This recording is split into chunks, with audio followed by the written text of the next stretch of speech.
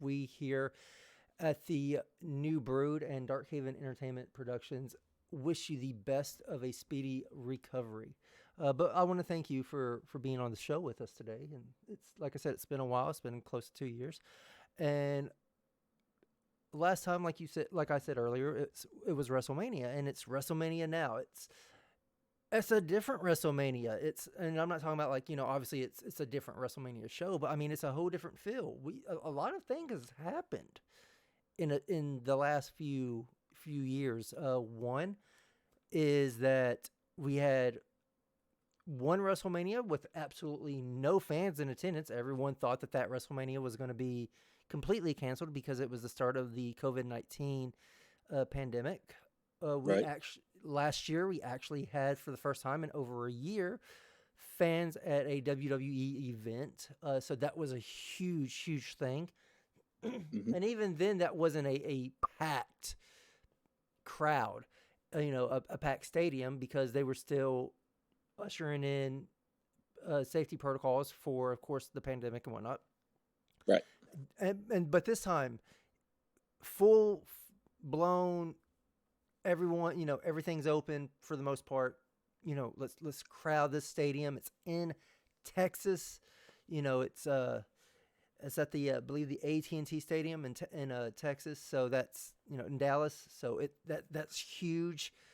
They're hoping to, of course, fill the stadium up. And we also went from one night for the event, and now we're doing 2 nights for these events now. So a lot has happened. And talking about WWE, let's go ahead and just roll right into it. What is your thoughts about the current status, or just the current product and overall general thought process of WWE, and how they're conducting their businesses, and how they are putting on a product worth watching? Do you believe that they are putting on a product worth watching? What things would you have changed? And just give me your insights. Since you are a performer, just give me some of the insights that you see also on TV. Well, I will admit, the very last time that I watched a WWE event, I mean, I'm pretty sure I saw bits and pieces of some, but, before the whole pandemic started, I believe most of us were watching the Royal Rumble, and that was when Edge had made a surprise return. And, I decided to watch the Raw the night after, to see what would go down. And then pretty sure after that, maybe a month, just like you said, the whole COVID pandemic started, and just pretty much what really drove me away from WWE. I mean, it's just, it's the crowd reaction, because, I see it firsthand, like almost every weekend. Like, fans are what, I mean, it's their reaction, like the reason why we have these shows. Like, it's their escape, like, from what's going on, like, in this world and all that. But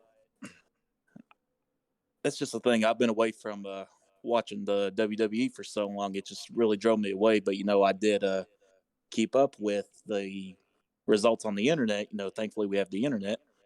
But it's just the way I've been seeing things. I mean, because, look at it this way. Like, you had a multi-talented roster, and then soon enough the release wave hits. The budget cuts, and releasing superstars left and right, and which we will bring up also later, I believe. But Yeah. you have talking about, like, oh, this star's leaving WWE, they're AEW bound. Like, what people also need to understand is, like, there's more companies than AEW. Like, there's Ring of Honor, which I'm pretty sure AEW also took control of, and there's Impact Wrestling, there's New Japan Pro Wrestling, and then there's just companies all over the world that it's just more than WWE and AEW, if you know what I mean. Right. And I mean, you're completely right. I am with you on the same boat, where my circumstances was a little bit different, and it still kind of is.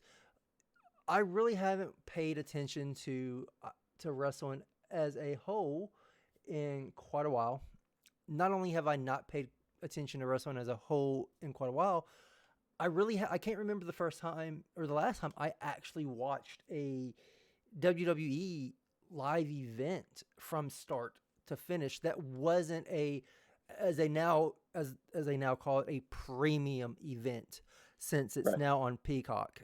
For us stateside, for us here in the United States, they migrated the WWE network into Peacock, so now we have it on Peacock, where the rest of the country still has the WWE network, which I believe, if I'm not mistaken, is more or less a channel like they had back in the mid 2000s, where it was the 24/7 on demand, where it was just a pay per view sort of channel that just constantly aired TV shows like the Legends House and all this other stuff. It wasn't a streaming service like Netflix, like we have and slash had. Right. So I haven't watched an actual show. I pick up the highlights, I read the results, I see what's going on, and if something catches my eye, I'll go back and I'll watch it. And I honestly, and this has been like this for years, but I honestly put a lot of the reasoning behind, especially with Raw. Raw is their flagship show, but it's 3 hours long. Right. You have this depth of an amazing roster that's almost unmatched. At least they did for years. That was unmatched. Yet you had so much filler in a 3 hour episode of Raw that it became sluggish to watch.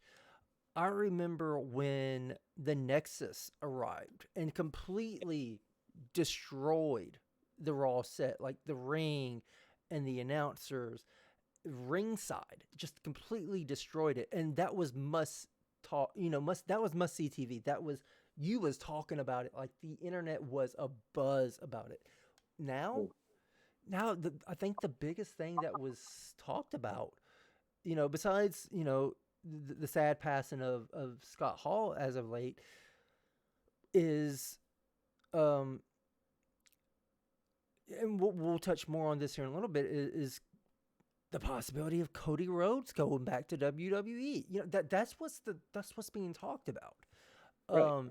There's nothing been huge on WWE programming, and I'm not saying that that's a dig at the talent, because the talent is incredible. And I have said from day one, I enjoyed John Cena. WWE has their own type of style, and they want their wrestlers to wrestle in that type of style.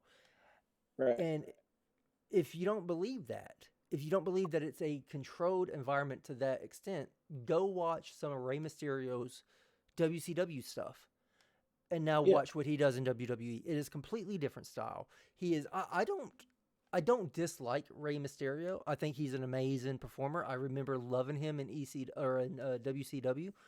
He was amazing in WCW. Oh, But yes. but when he came to WWE, he just didn't connect like he did back then, simply Right. because he wasn't. He was pretty much cuffed to a certain style. Same with a lot of the talent, and John Cena was like that. If you ever watch John Cena's OVW stuff, he was amazing in OVW. He had a depth of a moveset pool that he rarely went into because he didn't need to. But when he did, for those big matches like CM Punk and The Rock, when he actually pulled some of that old stuff out, it was amazing, and it reminded us of what he could actually do, what the talent is capable of doing. WWE just doesn't allow them to do that. Right. And And yeah, I don't mean to. I'm oh, sorry for you're good. You're good. interrupting. No, you're good. You're good. Yeah, because this is kind of the same way, like with what I'm doing.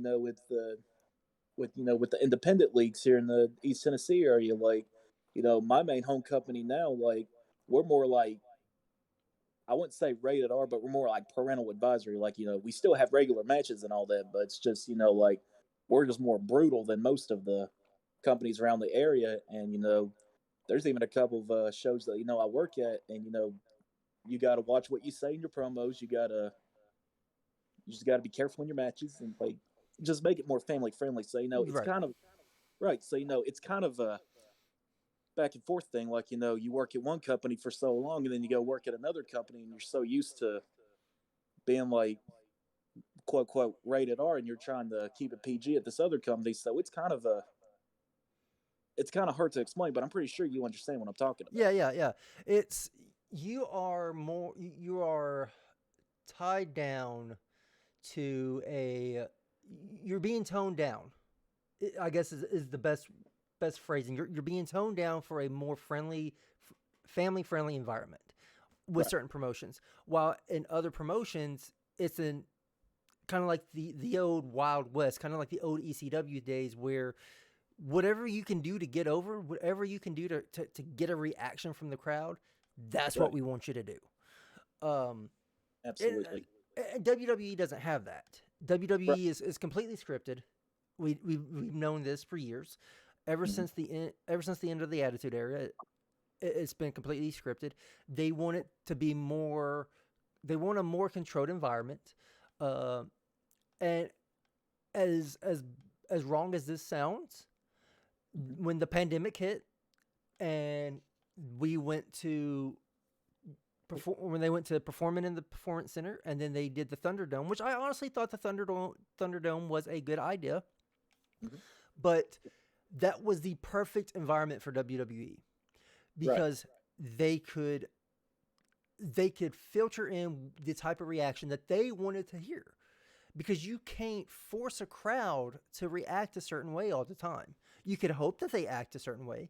I mean, look what they did for Roman Reigns. For the longest time, try to get the crowd to sympathize with him and try to cheer him. And that was, I remember back in the day when we had our podcast, when he had leukemia, that was one of the things was like, at first, like, man, I don't like Roman because they're forcing him down our throats, but he has leukemia.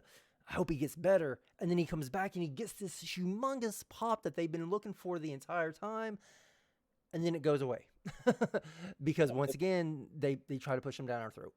And then, fast forward maybe a year or two later, like, he comes back and, we're all thinking, oh my God, he's going to be shoved down our throats again. And then I believe it was a week or two after he came back. That's when he had debuted alongside, I wouldn't say debuted, but that's when he had just a line with Paul Heyman. And, it just had like all of us thinking like, what in the hell is he with Paul Heyman? And then now he goes from the guy who's trying to be pushed, which, I mean, I understand it wasn't his fault because, because the company did that with John Cena for the longest time, and we were the same way. And now I will say this, Roman Reigns, like, he is carrying that company. Yes, and definitely with this new gimmick, the head of the whole head of the table, like, that was exactly what he needed, like, all those years. Just my opinion. But that's also, and this is venturing a little bit off topic, but that is also part of the issue with the crowd nowadays. That was something that the Attitude Era ushered in, was the anti-hero, the cool bad guy. We saw it with the NWO. The NWO was supposed to be these massive heels that was supposed to be horrible, that we were never supposed to cheer ever. They took over WCW. We were supposed to hate them. And you can go back and you can watch old Scott Hall videos, and you saw the tributes and everything. And every time he came out, all he had to do was say two words: "Hey yo," and oh my God, the crowd popped. He's not supposed to get pops. He's supposed to get booed, but that's what the crowd. But that's what the crowd wanted, and and that's what we went into. We always wanted Roman Reigns to be a heel. Now that he's a heel, we absolutely love him. Do we boo him? Yes. I mean, he gets booed because we're going to give WWE that satisfaction so they can keep letting him be this awesome character. But deep down, we all love him. We all love this character. When he returned and he attacked The Fiend, and that's when he came back as a tweener. He went full heel. It was like a couple weeks later when he became a full heel. I feel like they should have pulled the trigger on him becoming a heel the Raw after he beat Undertaker at WrestleMania. That's when they should have pulled the trigger, right then and there. And just in my opinion, I could be wrong, but I definitely agree with you because because I mean, I'm pretty sure you remember, the second that music hit, the whole crowd was just like, they were having it. Like, they were just so upset because they grew up with the Undertaker. He was like the biggest guy for the past maybe 20, 30 years. Whenever he was in WWE, and they wouldn't even let Roman talk, and the second they did, all he had to say was those words: "It's my yard now." And he said one line. It took him I think 5 to 10 minutes to say one line. He said one line and that was it. Like the segment was like a 10-minute segment. He just said one line and it was just him. No one else was out there, and just the major heat that man got from that he was already being booed out the building before he even walked through the curtain and walked into the ring. And as soon as he said that line, you couldn't hear anything. The announcers tried to talk, and you couldn't even hear the announcers. That was the reaction that is what we as fans want in a heel. That's when they should have pulled the trigger, in my opinion. But I agree. But talking about WWE, talking about WrestleMania, we have to, of course, go into WrestleMania. It is a 2-night event. It is tomorrow, Saturday, and Sunday, so April 2nd and 3rd. Mm-hmm. Normally, the way that things were back in the day, just a few years back before the pandemic, because I think the pandemic was the first WrestleMania during the two-year pandemic was a 2-night event. So this is the third WrestleMania with a 2-night event. Before all this, Saturday was normally the NXT WrestleMania type show, and it was the NXT Takeover show, and oh my god, I loved NXT. I absolutely loved it. I can't tell you the last time I watched an NXT match because I don't know anyone on there anymore. They completely gutted their roster, and they changed so much. And I'm not saying change is a bad thing. And right. I've heard good stuff. I just don't. Right. But I never watched NXT on a regular basis either. But I tuned into each of the takeovers because they were so good. That was what you were talking about. And after a takeover before WrestleMania, and I remember us having the freaking podcast after that takeover event. We're like, yeah, there's no way that WrestleMania can top this. They get, WWE's got to do something to lower our expectations after these takeover events because the main roster just couldn't top it, and all that's gone now. Right. It's sad. It is, but it is what it is. And we're now here with two nights of WrestleMania tonight. As we're actually doing this, we're missing the tail end of SmackDown, the go home of SmackDown, and right after that is the Hall of Fame ceremony that's being aired live on the WWE Network and on Peacock. Undertaker is being presented. He's finally being inducted into the WWE Hall of Fame. Vince McMahon is the one to induct him. What's your thoughts about that? I mean, I personally don't have a problem with it because, Taker was I wouldn't say he was Vince's boy, over the years, but, you got to give it to a guy 30 years in the business and, absolutely stay loyal to the company. And, I mean, that's pretty much all I got to say about that. But if I have to choose someone to induct him, I would have definitely chosen Glenn Jacobs or AKA Kane, honestly, given with them being the Brothers of Destruction. And, right. Or given or their maybe history. Shawn Michaels, maybe. Before it was announced on the Pat McAfee show that it was going to be Vince McMahon, there was 3 names that was popping up on who it possibly could be. Right. It was Kane. Of course, that would be one of the obvious choices was Kane. Kane. Right. The other one was Shawn Michaels because he ended Shawn Michaels' career. The amazing story that they told between 2 WrestleManias was amazing. WrestleMania 25 and WrestleMania 26 it was outstanding. And even WrestleMania 20, I think it was 27 or 28, the one afterwards where it was Taker, Triple H, Hell in a Cell with Shawn Michaels as the guest referee, that right there was like the cherry on top of the story. Absolutely. So Shawn Michaels was a part of that conversation, and of course Vince McMahon was, because it was, of course, Undertaker was Vince McMahon's idea. And if you watch the Undertaker documentary, he said that he thought that he was going to be the gobbledygooker. He thought that was what he was going to be coming into the organization from WCW, and luckily that wasn't the case.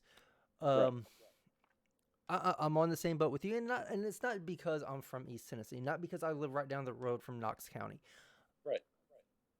The history of Kane, and the Brothers of Destruction, and those layers that it added to the Undertaker character, I honestly believe it should have been Kane.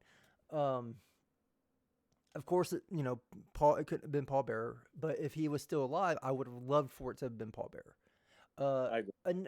Another person was Brother Love. I think that was a small little thought process, because Brother Love was the one that announced him when he was coming in, when he was joining the $1 Million Team. So that was another name that was thrown out there. But no Undertaker this year at WrestleMania, as far as we know. And I'm leaving that open for later. As far as we know, no Undertaker. But this year's card, I think there's 15 matches. 15 matches over 2 nights, and oh my gosh, you have only, I want to say 2. You have 2 male single titles, but they're in the same match. Right. You do. Sorry to interrupt you again, but we also have the U.S. title and the Intercontinental title. But if I'm not mistaken, I don't know if they're even on the card, or I'm guessing if they're not. What I was guessing, if they probably were, they probably would have put them on the pre-show. But I'm pretty sure that's not going to happen. But yet again, you never know. But well, we're talking about that because we're about to roll into the matches. As of right now, I don't know what the pre-show matches is. I went to the WWE website. There is no mention of any pre-show matches. None of the matches that I have seen, any of the matches we're going to talk about, has been told to us or been designated to us as pre-show matches. So as far as we know, all these matches are on the main card. None of them contain any of the male mid-card titles. Now, every female title will be on the card. In fact, both main event female titles, the SmackDown Women's title and the Raw Women's title, will be defended on night 1 of WrestleMania. Right. The women's tag team, which is honestly, lack of a better word, is a clusterfuck. For that match is going to be a clusterfuck just because of the amount of people in it. Not against the talent, but just the amount of people that they've shoved into that match. That's on night 2. And I guess they feel like they have to have that many people, that many females in one match to even out the amount of big names that's going to be on night 1 in the women's division. As far as I can tell, there is nothing at all that's even showing a mid-card title for the men's on WrestleMania.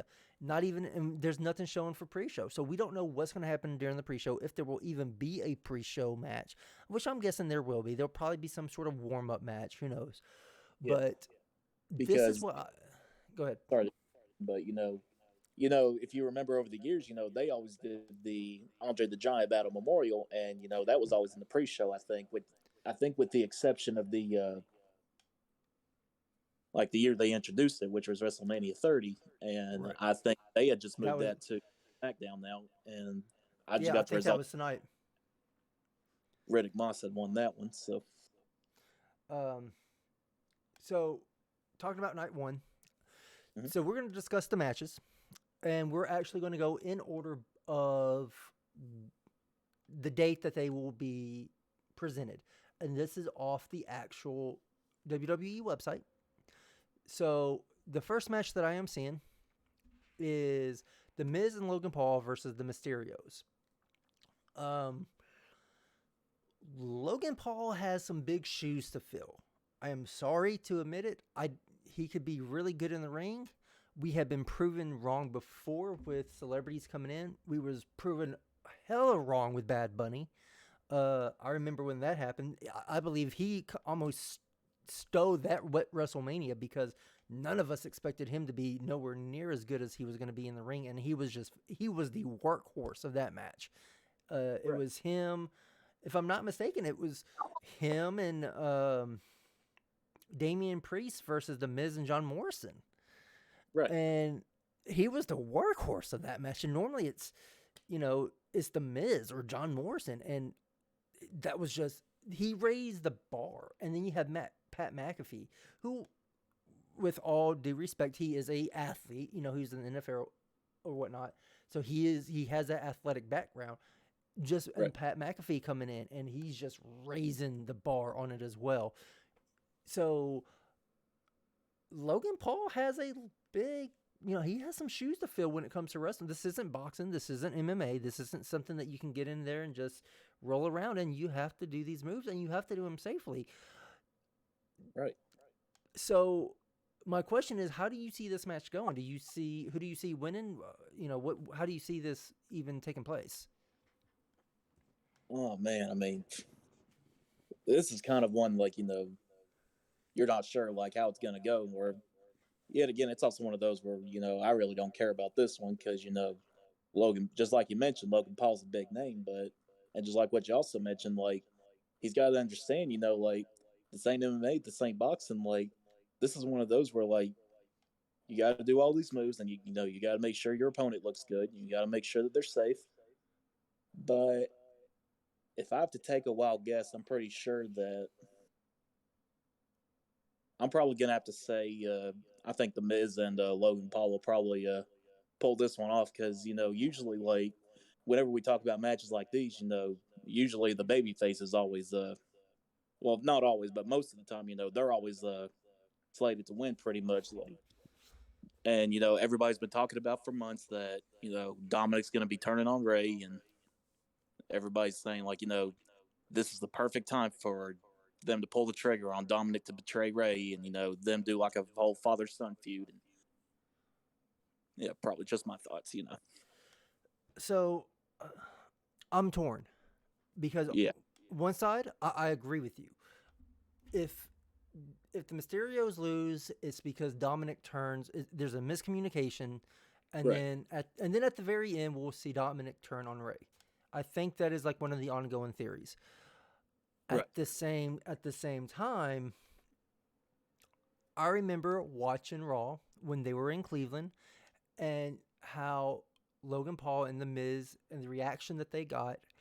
And then how they beat down the Mysterios, and how Logan Paul kind of was acting like he didn't really want to diss his town of, Cleveland, and the Miz was making him. So I can actually see Logan Paul turning on the Miz because very, very few times do we ever see celebrities be heels. Very, very few times. We have another celebrity, of course, coming later in the night. Actually, I believe it's night 2, which we'll get to. So I see it going either way. I can see either Logan Paul turning there's either going to be miscommunication or someone's turning on somebody. It's not going to just be a clean win. And if the Mysterios do pick up the win, it's because either Logan Paul has turned his back on the Miz, or there's miscommunication between him and the Miz. If the Mysterios lose, there's probably miscommunication. If WWE is smart, they will not pull the trigger on Dominic turning on his father right now. I believe it's something that I believe it's something that they can milk if done right. But we all have seen that WWE is incapable at this point in time of long-term storytelling. Absolutely. There's no way they can milk this for a year and have this huge match, because this will be a huge match. Dominic Mysterio, Rey Mysterio, father versus son. Both, you got Dominic that's coming up, and he has shown. No one thought Dominic was going to be good when he first showed up, and he is outstanding. Rey Mysterio showing him the ropes. This would be an awesome, awesome match, and it has WrestleMania written all over it. They can't milk it for a year. They know they can't milk this for a year, but they could do a slow burn for Dominic to turn on Rey. I don't think this will be the night that he turns on Rey. So I'm tossed. I don't know who's going to win. I don't know who's going to lose. I just think it's either going to be I think it's going to be miscommunication or Logan Paul turns on The Miz. Simple as that. Right. Talking about kind of underwhelming, because I mean no one's really talking about that match. Like you said, it's not something that anyone's really looking forward to. Another match that no one is really, really looking forward to is Drew McIntyre versus Happy Corbin. I don't care about Happy Corbin. He's a good wrestler. Don't get me wrong. He's a good, safe wrestler. 2 years ago, Drew McIntyre, top dog. He slayed freaking. He beat the Beast. He beat Brock Lesnar 2 years ago. Eliminated him at the Royal Rumble. Then came up and got the title from him at WrestleMania, if I'm not mistaken. Yeah. Now, this is what he's regulated to. I mean, he walks around with a sword that he sticks into the stage. I don't have the same feeling towards Drew McIntyre as I once did, and this to me is an underwhelming match. What's your thoughts on it? Yeah, I'm the exact same way because I wasn't watching the Royal Rumble when it happened. I was keeping up with the updates, but of course, if you remember, Lesnar came in first, and he eliminated like maybe the first 10 to 15 superstars in a row, like clean sweep, and just to make him the only one in the ring, I believe. And then just like you said, Lesnar comes out, and with an assist from Ricochet, he gets Claymore out of the ring, and Lesnar just lays there, lets the crowd soak in the moment, and then maybe a few weeks later gives him maybe 2 or 3 Claymores and does the same thing. He wins the title, and yeah, I do agree. Like now he's gone from top guy winning the title, and now he's down onto I wouldn't say the lower card, but yet again, it's kind of hard to explain, but I'm pretty sure you know what I'm talking about. Right. Looking at this, looking at night one of WrestleMania, if there's going to be any out of these matches that's going to be on the pre-show, I see this honestly is the only one. Maybe the next match that we talk about, but this one is the only one that I can actually see being on the pre-show. If any of them is. Yeah, I'm pretty sure the only reason why that match is on there now is because, we had the Elimination Chamber out in Saudi Arabia, and, Riddick Moss, he took a move wrong, and he nearly broke his neck, so. Yeah. I'm pretty, yeah. Yeah, you got, let me see here. Madcap Moss, you have Drew been killing him left and right. So we knew this match was going to come eventually, and I think this is one of those matches where everyone's like, all right, let's just go ahead and get it over with. Is this feud still going? Oh my gosh.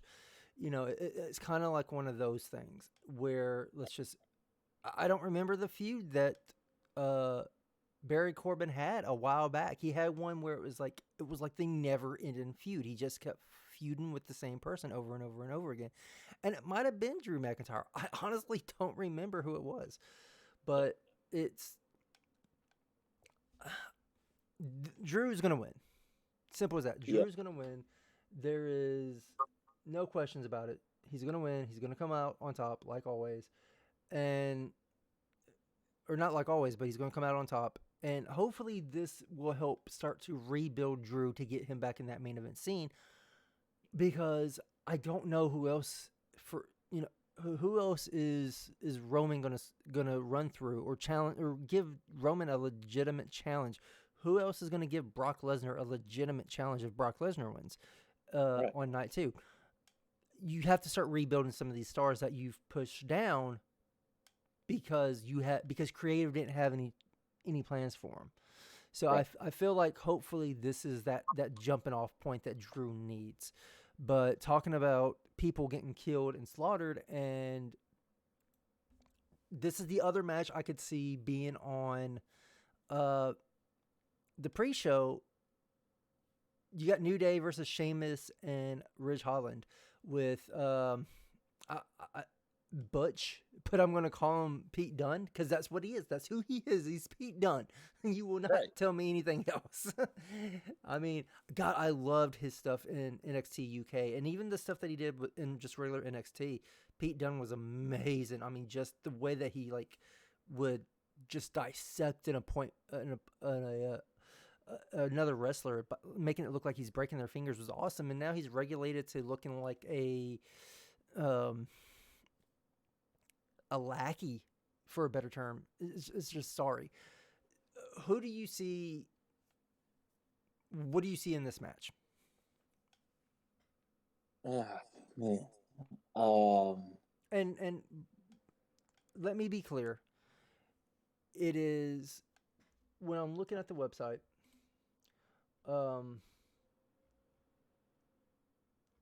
It is.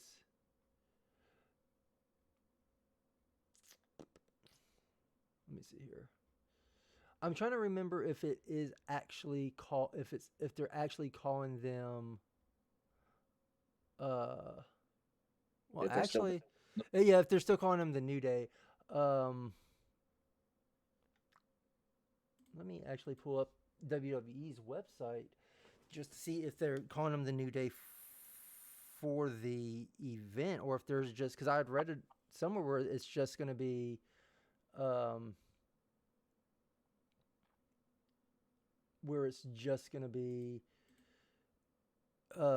Kofi Kingston and Xavier Woods. So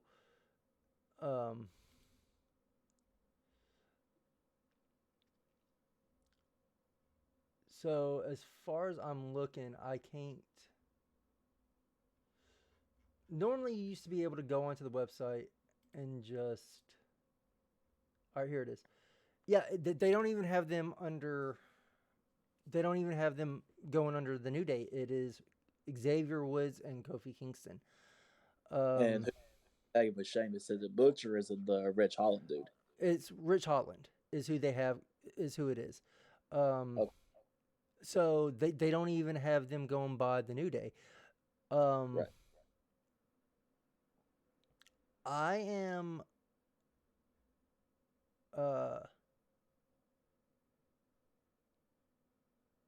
yeah, I could see this possibly being the way that they find. I don't know if they'll split up the New Day, but talking about the New Day and whatnot, Big E has suffered a serious neck injury, and he's out for 9 months, 8 to 9 months.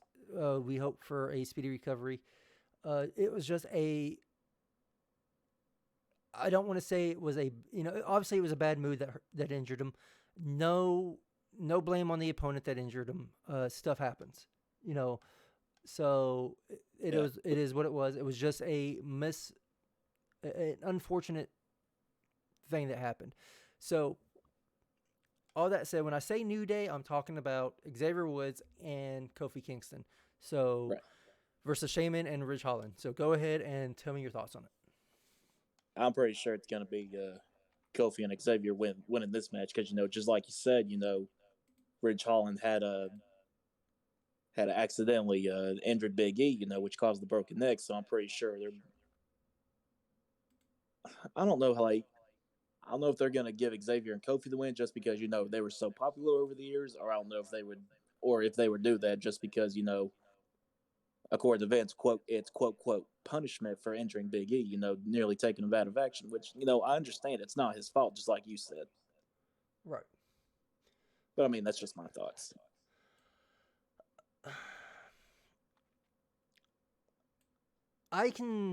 Here's the problem with the New Day that I have. And I don't think they're merchandise pushers. That's the only reason why they have been around as long as they have. No one thought that they would stay around as long as they have, but they have. Right. And to them because whenever they first started, you had the crowd that chanted "New Day sucks," Right. and Because then they started off as heels.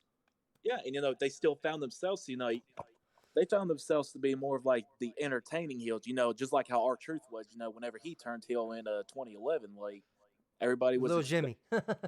right for little Jimmy, but I don't know, it's like New Day was just one of those like R-Truth, like trying to be a heel, but yet still being so comedic, like the crowd's gonna love him again. Right. This is one of those matches where I can see the New Day losing, simply put, because the New Day can lose and it not hurt anybody. Right. If the New Day lose, if Xavier Woods or Kofi Kingston takes a pin, it's not going to be a big thing, and that's a sad thing because you have Kofi Kingston 3 WrestleManias ago, the WrestleMania before the pandemic. Right. Kofi Mania. Everybody was going for him, rooting for him. Let's go Kofi. Let's go. For him, he took Ali's place in the Elimination Chamber because Ali got hurt. He took Ali's place, and nobody thought, no one thought that he would have had a chance because he didn't. But there for a while, while watching him, we're like, hey, he might actually do it. And at the end of it, we're like, give that man the title. He deserves the title after 11 years. And then we saw he got the title at WrestleMania by beating Daniel Bryan. Daniel Bryan became the one thing that he hated, the one thing that he feuded for. He was the top guy, looking down at everybody else, saying that they are not on the same level as him. They are B-list athletes, B-list talent, as he was being called. Yeah, kind of like the similar storyline, whenever he started his Rose to Fame, Right. And then we saw what happened between Kofi Kingston and Brock Lesnar on Friday Night SmackDown on the premiere when it went on Fox. I remember. And honestly, it was never brought back up. And the next week, Kofi wasn't mad. He wasn't pissed. It was never brought up again that he was world champion. So, what do that has dropped his stock so much, in my opinion. I still have faith that he can be a world champion. In fact, I believe at some point in time, they will finally I think what they will eventually do, if they do break up the New Day, it will be when Xavier Woods is going to be the one to turn. Right. He's going to be like, hey, listen, I haven't had, the only amount of success that I've really had is tag team champion. Right. Outside King of the Ring. Right. Outside of those, he really hasn't done much. And he's going to see the success that Kofi Kingston's had. He's going to see the success that Big E has. He's going to want that world title. And I think that's right. That's what's going to put that wedge. This is one of those matches where I honestly see them losing, not because anyone turns. Right. Sheamus is going Sheamus' team, him and Ridge Holland, they're going to get the cheap win. Right. And I just, and in the end, it's not going to matter. It's not going to matter who wins, in my opinion. I agree. All right. Talking about things that actually don't matter, let's switch it over to things that actually do matter. There is very, very few matches that is on this card, matches or segments that is on both nights that are what people are tuning in to see. This is one of them. One of the most anticipated, talked about matches since the beginning of the year, at least since the end of February. Seth Rollins versus, right now, no one knows. He's going to find out who he will be facing when he's in the ring. Vince McMahon will come out on stage to announce his opponent for WrestleMania. The obvious, what everyone's going to is Cody Rhodes, a returning Cody Rhodes. Right. What is your thought process on this? Oh, man, I'm pretty much the same way. I'm not saying that, Cody's going to be the opponent because, just like you said, we never know. But now if I had to take a wild guess, I'm pretty sure it's either going to be Veer Mahan or whatever his name is, because they've been hyping up his name for weeks, or like I don't know if this story is true, but I know I shared it in the group and as a joke, but I'm pretty sure it's gonna be like a troll movement, and it's probably gonna be a returning Shane McMahon, but that's just probably what I'm guessing. But just like I said, you never know. So here's the thing. We know how WWE works. Right. Everyone's anticipating the return of Cody Rhodes. The problem is there has been no 100% surefire confirmation that Cody Rhodes has actually signed with WWE. Because everyone's still saying he can back out of WrestleMania. I'm sorry, but if you have signed with WWE, you don't have that option. Right.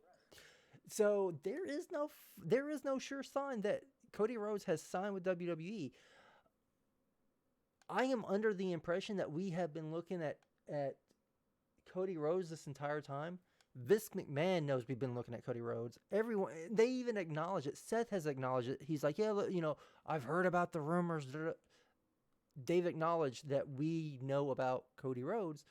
They don't like to give us what we want, what we anticipate. They want to make it where it is surprised. That we got to surprise them. That is their mindset. I 100% see a Shane McMahon return. Or there's three choices. See a Shane McMahon return, or like an Elias / John Cena return, or even an Undertaker. He has pushed the buttons of everybody so much. He is like, I want this match. He's went into he's pissed everybody off. Vince is like, you know what? Screw it. This is what you want. This is who you're getting. You're getting freaking Taker. How epic would that be? I can't even imagine. But what about the possibility of, that Veer Mahan dude? They've been pushing for weeks and advertising for weeks, but yet he's not coming out. If they are to be believed, he's coming out on Monday. That was the last bumper we heard. He's coming out on Monday. Right. And I don't think they're going to. They've been pushing for so long. I don't see them going back on that to the point to where they're going to debut him at WrestleMania, and then have him possibly. Yeah, I could possibly. I don't see them debuting him at WrestleMania. I just cannot see him debuting at WrestleMania. Right. I would love for it to be Shane. I would love for it to be Taker. I don't think it's Cody Rhodes. I'm hoping and praying it's not Cody Rhodes, because if it's Cody Rhodes, everything that Cody Rhodes stood for is completely washed down the toilet. It is everything that he preached for years after leaving WWE. After he, all the bad blood about what he said that they did to his father's name, the headache that they caused him whenever he tried to get all of his father's stuff back into his possession. Right. Oh, that's gone. I'm sorry, but you have no credibility with the fans anymore. You have none. And I don't want to see him go back to Stardust. I don't want to see him, they're like, oh yeah, he'll probably come back as his American Nightmare. No, he won't, because Vince will once Vince sees you in a certain light, he will never see you in anything but that light. K-Quick, R-Truth, same person. Right. Basically the same gimmick. Ron Killens went to TNA when TNA first started, was a major heel in TNA. NWA TNA, I watched him live. He was amazing on the mic, amazing in the ring. Comes back to WWE, he is a joke performer. He's amazing at what he does. He's amazing at his job. I will give him props. But WWE, Vince McMahon will never see him anything more than that. Case in point, Finn Balor. Everyone sees something big in Finn Balor. Vince McMahon doesn't. Right. The only reason why they big was because him being the Demon or the Demon King, something like that. that was his persona. Like in the indie leagues, that he went by the name Prince Devitt, and he always had all this body paint. Like coming out as like Venom or having like some kind of a monstrous look or something like that. And Right. it was even popular in NXT. And then just like what you said, like he gets promoted over to the main roster, and he barely got a chance to even be the Demon King because just like what you said, that's how Vince is. Once Vince sees you in a certain light, it took Kofi Kingston 11 years. 11 years. Now, granted, he was getting close to that probably about 5 years prior to that. Then the whole Randy Orton thing happened. Oh, yeah. But once Vince McMahon sees you in a certain light, it's basically over, in my opinion. Right. Very, very few people get outside of that view from Vince McMahon. And if Vince McMahon sees you as a main event, you will be the main event until you die. And there is no matter how much you suck in the ring, no matter how much you are just crap horrible on the mic, if he sees you as a main event guy, he will do everything in his power to make you the main event, make you the person, the guy, the face of the company. Absolutely. He'll never look at Christian Cage. Right. Awesome person. Look at Matt Hardy. Matt Hardy was just amazing. Never rose to their full potential because Vince McMahon never could see it. He's not going to see it in Cody Rhodes. Right. He has respect for Cody Rhodes because Cody Rhodes, Vince McMahon loves competition, and if someone's willing to stand up to Vince McMahon, he absolutely loves that, and he has major respect for it. But if he has you under their thumb, you best believe he's going to squash you. Look what he did with WCW. Look at what he did with Sting, for crying out loud. Oh, yeah. So I don't see it being Cody Rhodes. And if it is Cody Rhodes, then Cody Rhodes is an idiot and he screwed himself over, in my opinion. That's just how I see it. So let's get on to some of the championship matches that we will see on Saturday, tomorrow night. The Raw's Women's Championship, you have Miss Becky Lynch, the man, versus Knoxville's very own Bianca Belair. How do you, obviously last year, or I think it was last year. Yeah, it was last year. Last year, she, the EST became champion.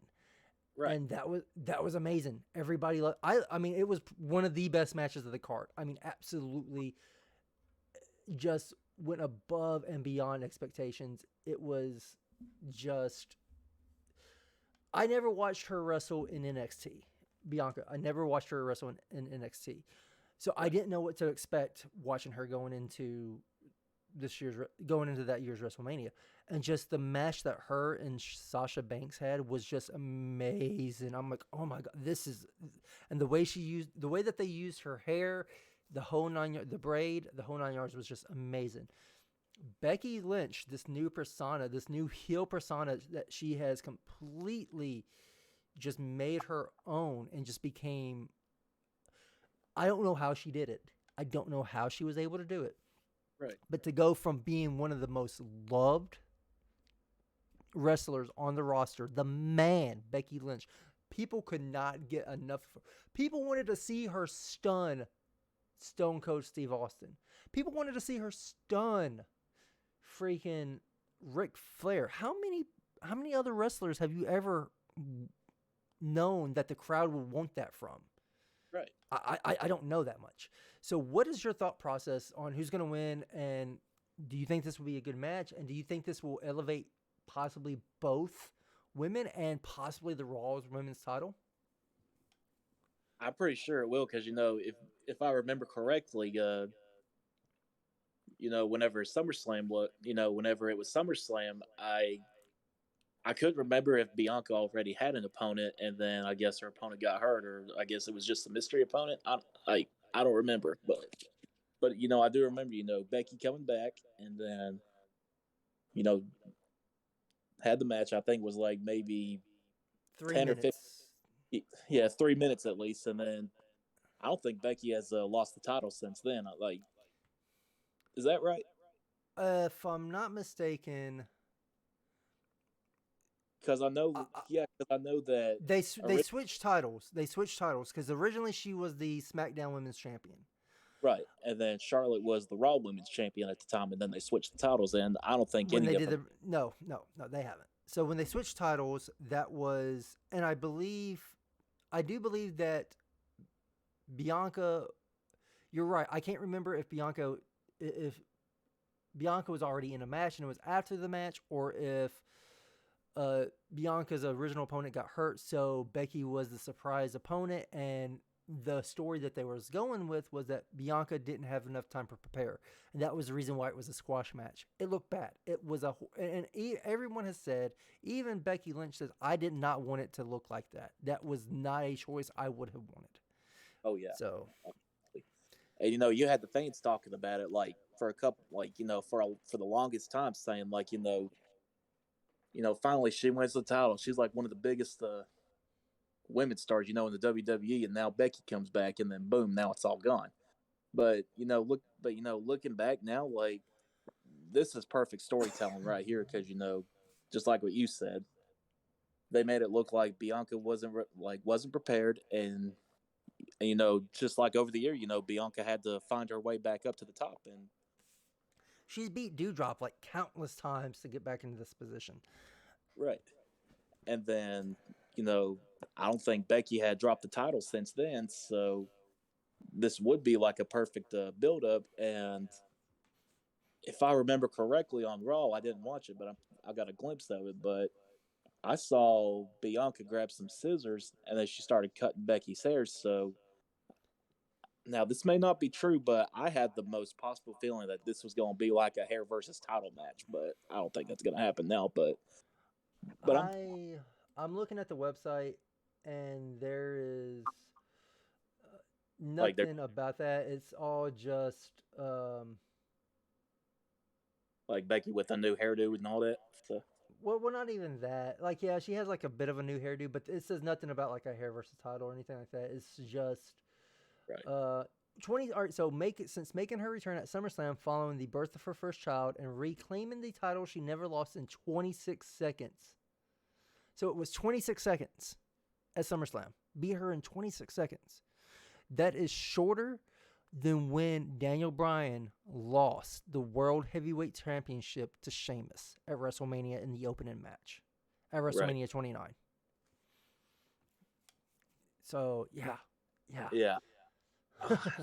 I don't know what to think, because, I got a feeling, Bianca's probably going to win this match, because, it's just been storytelling, and it's not going to hurt either. Like, I don't know if it's going to hurt either one of them. Like, oh, no. Because, look at it this way. Like, if Becky were to drop the title at Mania, like, this is a good opportunity to push her, like, with its new heel persona going, like, all psychotic. And because I'm pretty sure you remember the night that we podcast about SummerSlam, and, that was when the whole man started. And, Becky tried so hard, to do all this heel stuff, but yet the crowd just was not having it.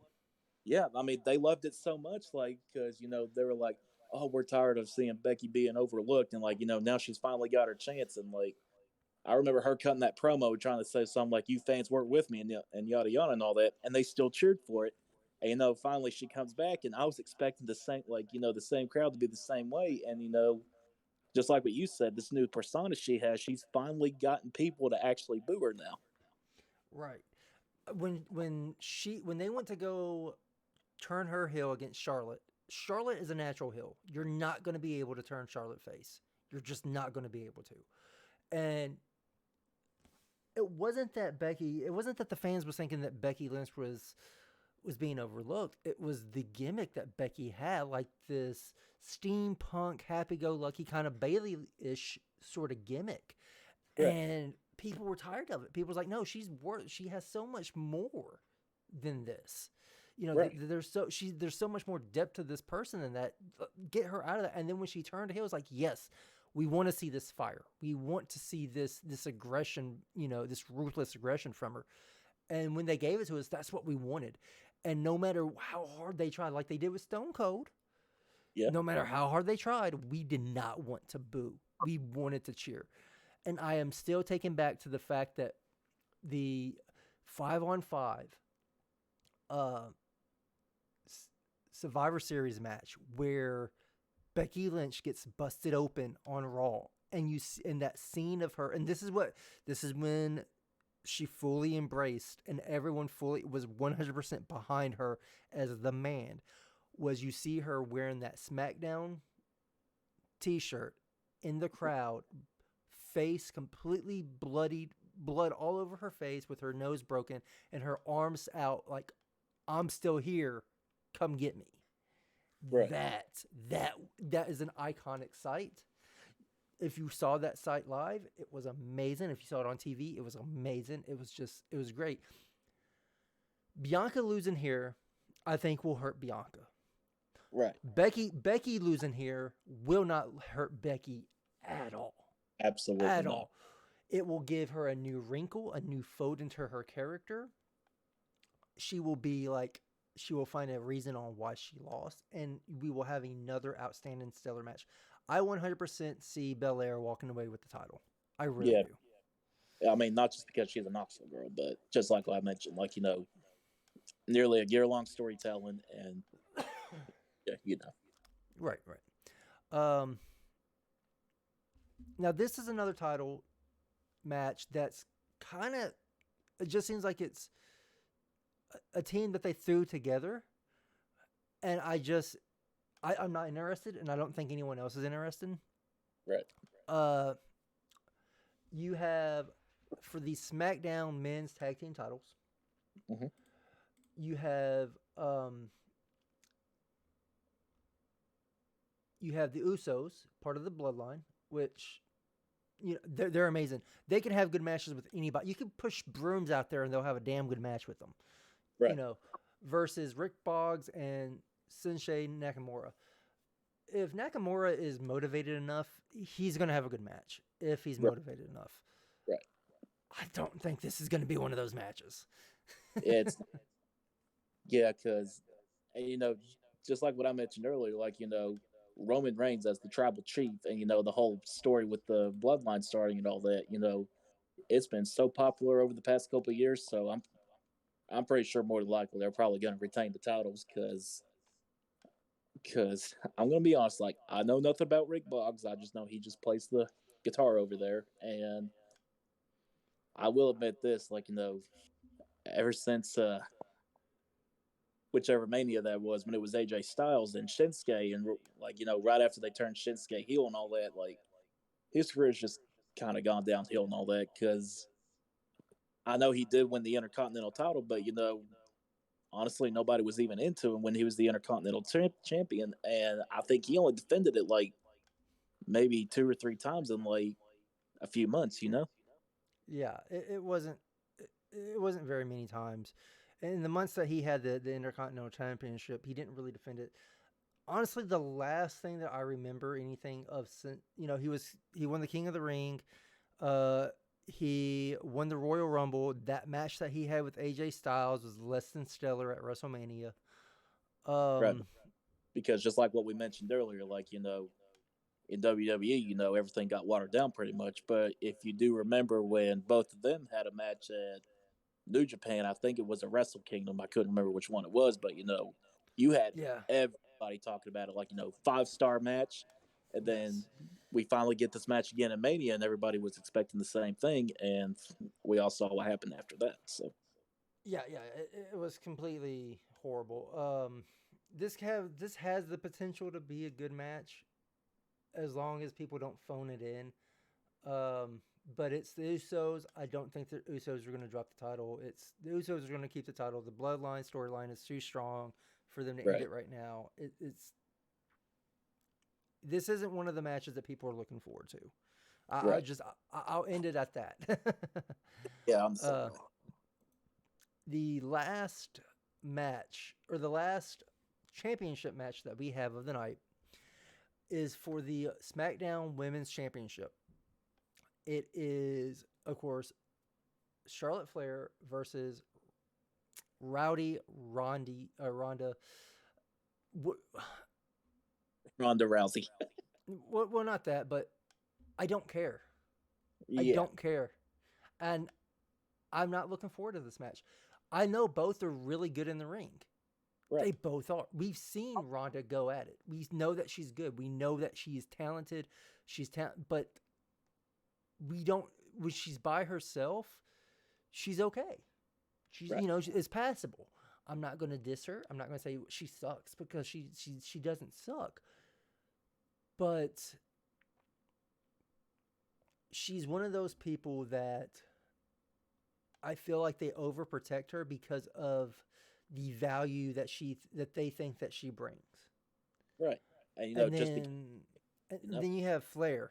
You have Charlotte Flair, she's really really good in the ring, but she's Flair. So right, it's like everyone feels like they give her everything. So, right. what's your thoughts? I'm kind of the same way. I'm kind of neutral about this. I don't really care about this match because just like you say, Charlotte Flair, and then you got Ronda Rousey, who finally just comes. Excuse me. She comes back after maybe almost 2 years of being away, and just like what I mentioned earlier, like you have all these talented women, but of course they're probably going to give they gave Ronda the win because she's going to draw in a lot of money, just because of her namesake.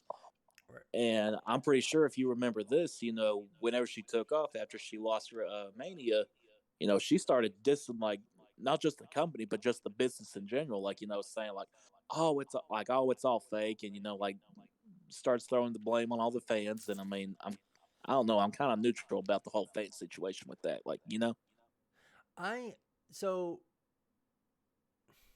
my understanding was that she was still trying to stay as a heel character because they turned her heel, and right, she was even decent as a heel. right, But you and can't, and I think they've tried to have her heel for this, and that doesn't work. You cannot have. There is not a heel. If you're gonna have a heel go up against Charlotte Flair, the only heel you're gonna ever be able to have to go up against Charlotte Flair is gonna be Becky Lynch as a heel. absolutely, Other than that, it's gotta have to be a face. Charlotte right, Flair, Charlotte Flair is like the Miz. They are heels for life. You cannot have them be anything other than a heel because that is what they are so good at.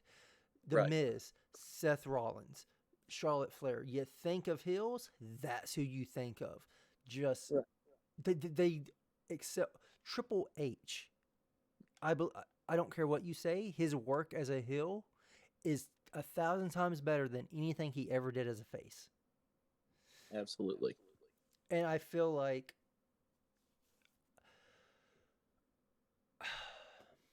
I don't know the contract status of Ronda Rousey.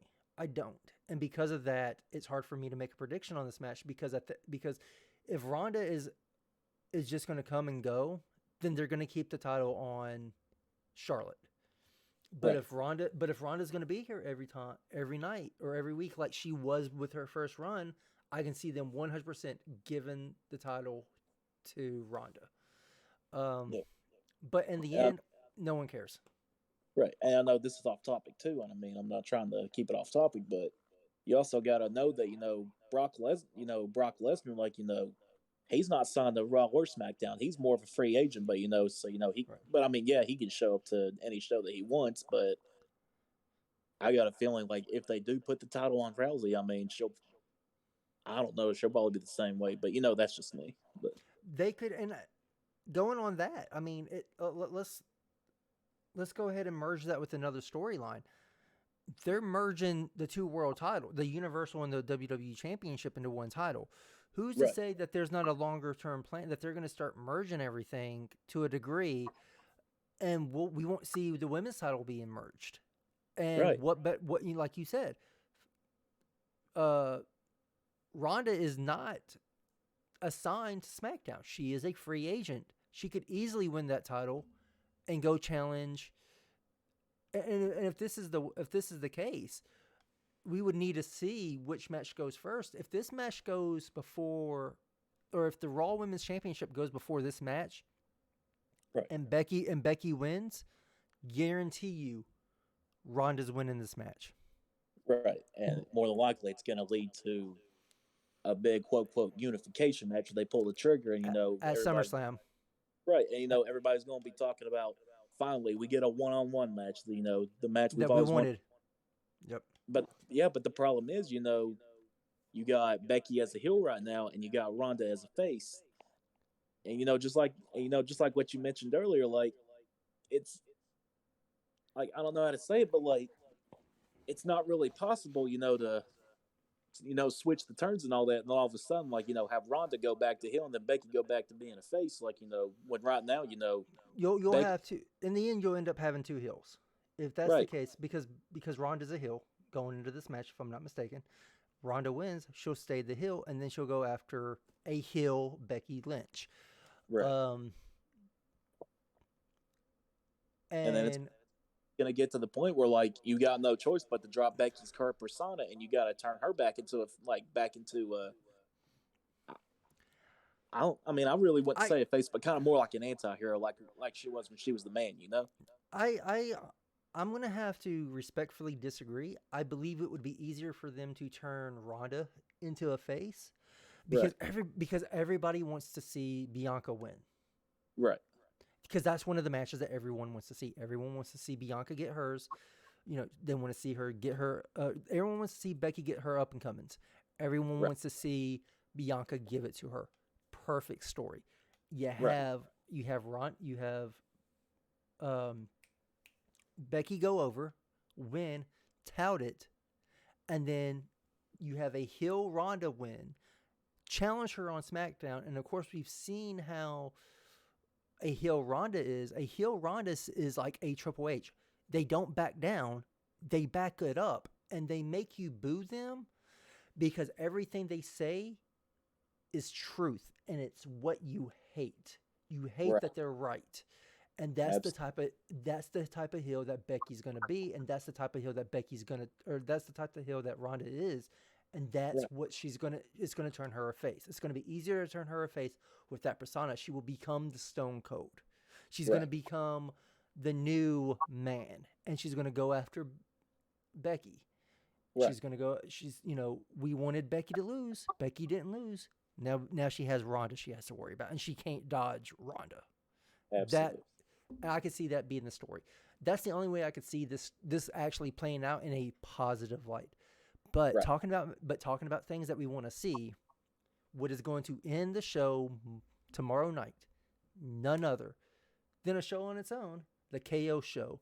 You have Kevin Owens hosting the show with special guest Stone Cold Steve Austin. It's not going to be a match. It's going to be a straight out fight. They've already made it clear that that's what's going to happen. This is going to be like a no holds bar street fight type deal. It's just going to be a slugfest. Man. That way Austin doesn't come out of retirement and we get stunner versus stunner. What's your thoughts on this? I mean, don't get me wrong. I do like KO. I mean, face or heel, But it's just the thing, though, is like, oh, man, like, I don't even have the words for this because I'm pretty sure I saw earlier that, Kevin Owens was going around, he was spray painting like Stone Cold stuff, to try to, to provoke the rattlesnake to come out of retirement. But you got to understand, like, if I remember correctly, Austin broke his neck in '97, and it didn't like limit his wrestling time, but I really don't know. He had to change his moveset because of it. Right, but I mean, really, I don't know about this whole thing because whenever I first saw it coming out, they were trying to get Stone Cold to come out of retirement. My first mind was like, you can't get a guy who just had who broke his neck years ago and he had to change his moveset. Like, you can't get him back into a match because he hasn't had a match in like nearly 20 years, pretty much. I mean, I get it. Like, he was the guy back in the Attitude Era. Like, everybody was always talking about Stone Cold and what and hell yeah, drinking beer. But really, I just don't have any thoughts on it. But this is all right. So this is how I see it. I love KO. Face, heel, he's amazing in everything that he does. He's one of the few wrestlers that can switch it up between a face and a heel and get a awesome reaction either way. Right. Um, the match everyone wanted to see was Stone Cold versus CM Punk. Yeah. That's what everyone wanted to see back in the day. Never did happen. We had hints of it, but it never did happen. Yeah. Out of all the past wrestlers that have stayed retired, the only one that you can fully say that you have seen that still looks like they're in shape, ready to go, is Stone Cold. Yeah. You see him on his Broken Skull sessions. He still looks like he's in shape. He still looks like he could possibly go. You got to know that they've given him a ring to practice in, and a sparring partner. And when you bring up the case, he broke his neck. Look at Edge. Edge was forced to retire because of a broken neck. Right. He's having a match again. Right. He's came out of retirement. So anything's possible. But I don't think they're going to have a quote unquote match. It's not going to be a pinfall, but I think they'll have a brawl. I think in the end you're going to have Stone Cold be the victor. Yeah. That's what it's going to come down to. I'm excited to see this. I don't know about you. I am. I can't wait to see it. And it's going to be amazing. This is one of the reasons why I'm ordering pizza. I'm buying beer. I'm staying up to watch just for this. And this is what's supposed to close night 2. Right. Now that's going to end night 2. That's going to end night 1. I'm sorry, April 2nd. Now, night 2 is something completely different. Yeah. There's a lot of stuff on here that I really do not care about. First one is Sami versus Sami Zayn versus Johnny Knoxville. Yeah. I don't know, with Johnny Knoxville's previous brain/head injury, I don't know what all he can do. Right. It's the reason why he hosts the Jackass stuff, but he doesn't partake in it anymore. I don't know how limited he's going to be in the ring. Odds are, this was a suggestion that I had heard from the Wrestling with Regret Brian Zane predictions when he was giving his predictions. I was watching it this morning. He thinks that the best course of action for them to do, and what they'll probably end up doing, is they'll have a little scuffle inside the ring, and then they'll quote unquote move to the backstage. And what they'll do backstage is all been pre-taped. Right. And I think that is probably going to be the best case. Like, Sami Zayn's good. He's a damn good worker. Yeah. I think he could be better than what he is. He looks like he's having fun, but I feel like he could be presented better than how he's presented. Obviously, Vince McMahon sees him as a joke. But I'm pretty sure if you remember, whenever he was still in NXT, he was quote quote Mr. NXT at the time. Yeah, he was awesome. And I remember it was when Kevin Owens debuted in NXT. What did he do? He powerbombed freaking Sami Zayn onto the apron, and that started that awesome rivalry. Nothing in my eyes, nothing will ever be as good as a rivalry as Tommaso Ciampa versus Johnny Gargano. That is the NXT rivalry for me. I'm sorry, that is that is the Rock Austin rivalry of NXT. Absolutely, I definitely agree. But I don't. What do you think about this match? How do you see it going? I'm the same way. I really don't care about this match either, because it's a star versus a celebrity. Just like what we mentioned with night 1. With Logan Paul and The Miz, and I don't know. It's just Sami Zayn. Just like what we talked about. Back in NXT, he was Mr. NXT, and then he drops the title, and then he comes to Raw, and then he does his the John Cena Open Challenge for the United States title, if you remember that. But unfortunately, Sami got hurt, and that also caused a little slip in his career and all that. Now, I will admit, I never thought I would see the day they would actually turn him heel, and then they finally do, and the whole story made sense, and then he finally comes back, and now now he's doing this whole like conspiracy theory heel gimmick or something like that. But overall, just about the match, like I just really have no comment about the match because it's just one of those like I don't feel anything like coming like anything out of this match. Right. So let's. I'm going to put something in perspective here because you brought it up as Intercontinental Champion. Right. Your Intercontinental Champion currently is Ricochet. Right. Nowhere on the card. Nowhere. Right. Not in a tag match. Nowhere. Your United States Champion. Do you know who the United States Champion currently is? I believe it's Finn Balor right now. Exactly. Nowhere on this card. Nowhere. Right. That shows you whoever's held those titles used to be the workhorse titles. Right. They were given those titles and they were given to those that worked their butt off and who was being prepped for main event status. Right. Most of everyone who's held those titles, they're regulated to these sort of honestly piss away matches. And I'm not saying that their talent is piss poor. Creative. WWE as a whole has, WWE higher ups have just pissed on these champions and these former champions, and they've made us feel like they don't matter. And this right here shouldn't have been like that. Sami Zayn deserves better. I personally think Johnny Knoxville is going to win. That is Sami Zayn. He's going to lose. He's going to do this whole conspiracy theory on why he lost. End of story. Right. Next, what's the next feud that's going to be, or the next theory he's going to come up with?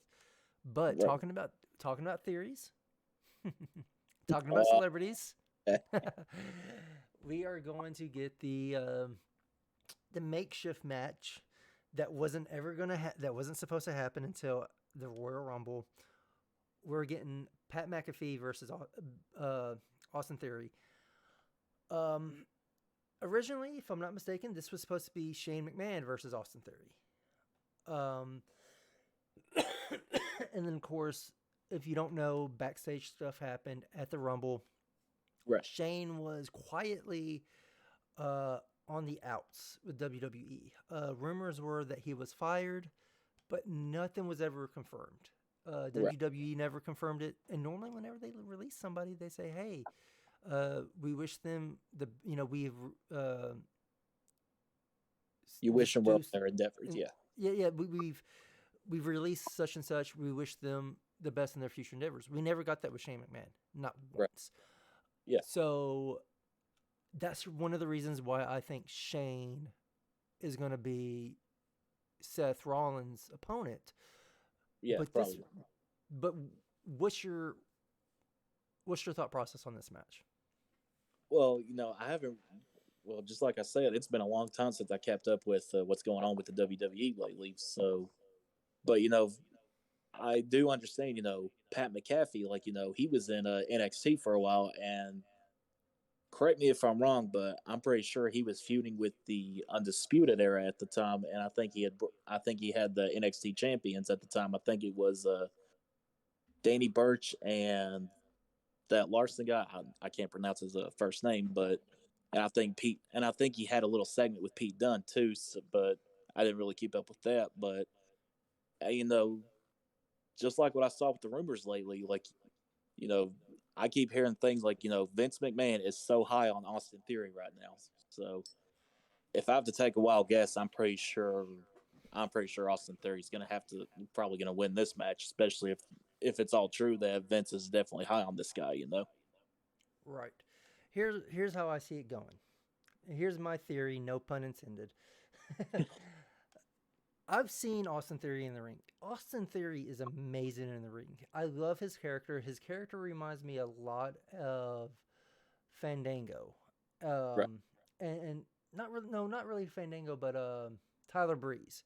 How Tyler Breeze would come out but he's not as flamboyant as Tyler Breeze, but he does the selfies and everything, and the stuff that he did at the Elimination Chamber was amazing. I laughed so hard, and he has the look for a smaller guy.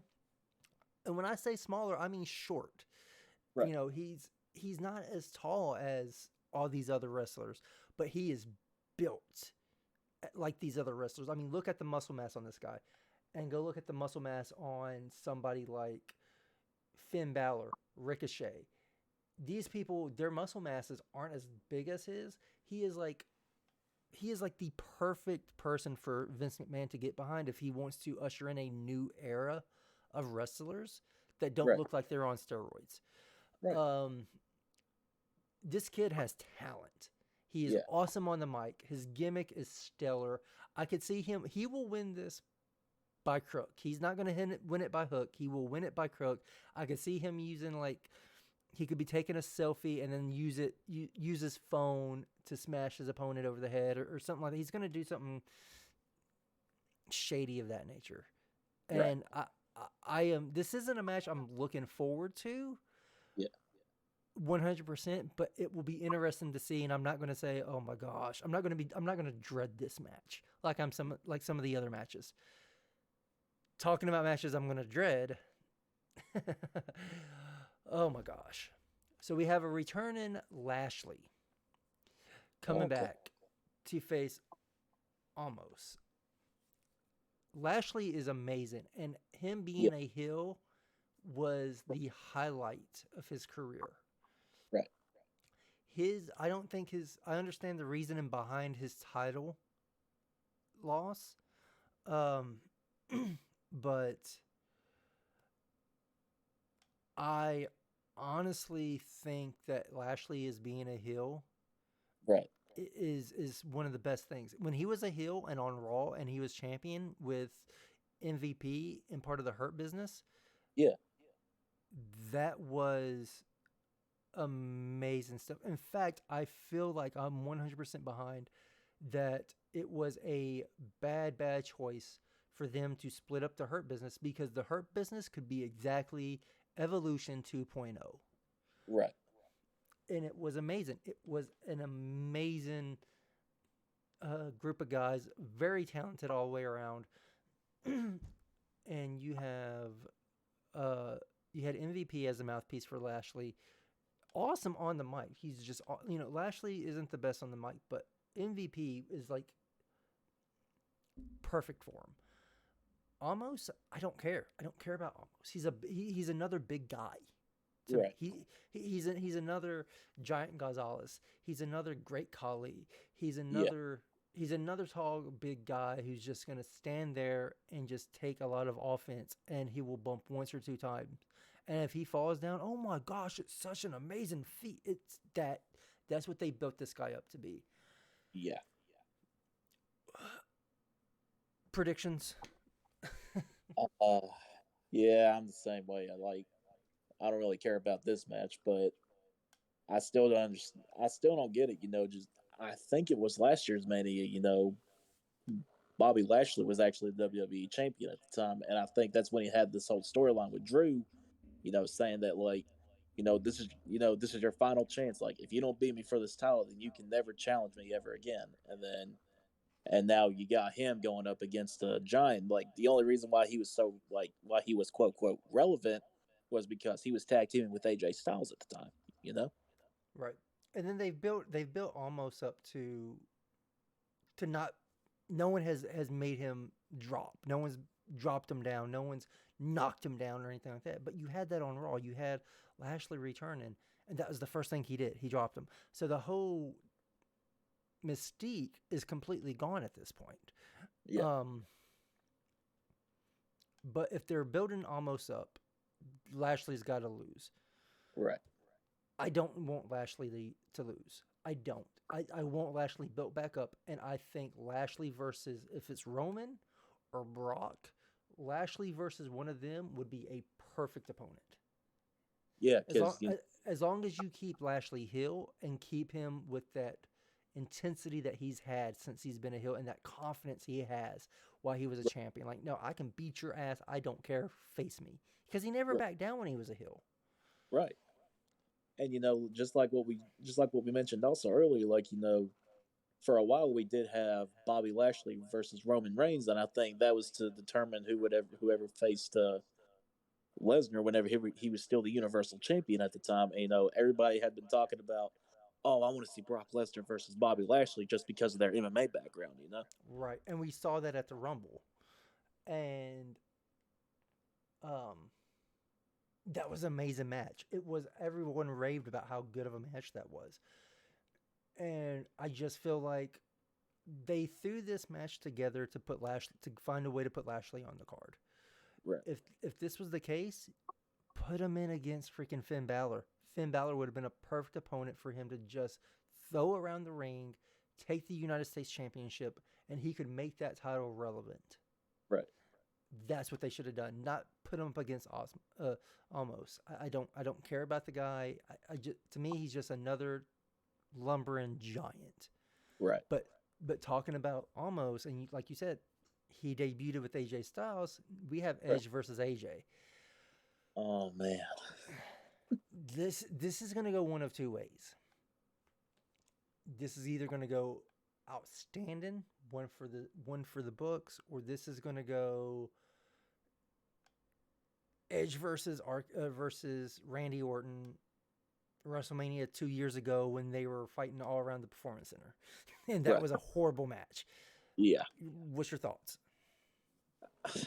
I can't pick a winner for this because I'm a big, I'm a huge fan of AJ Styles. I mean, I'm not like the top fan in the world, but because just like what we mentioned, like AJ Styles, he's just one of those guys. Like he could be a face or a heel, and like no matter what he could do, like he's always got the fans behind him.